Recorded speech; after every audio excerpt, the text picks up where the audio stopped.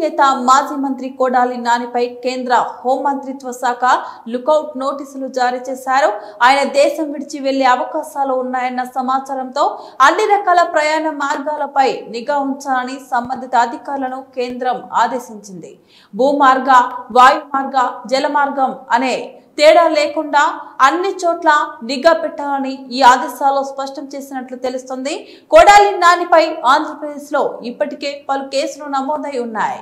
వీటిలో కొన్ని కేసుల్లో తీవ్రమైన అభియోగాలున్నాయని, నేరం రుజువైతే గరిష్టంగా 7 ఏళ్ల వరకు జైలు శిక్ష పడే అవకాశం ఉన్న సెక్షన్లు కూడా ఉన్నాయని సంబంధిత వర్గాలు పేర్కొంటున్నాయి.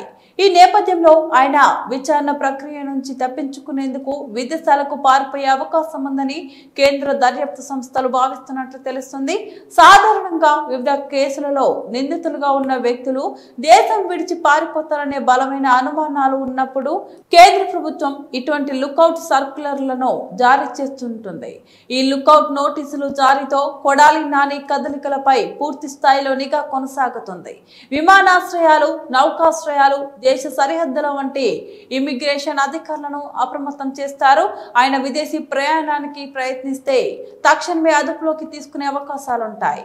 ఈ పరిణామం రాష్ట్ర రాజకీయాల్లో చర్చనీయాంశంగా మారింది.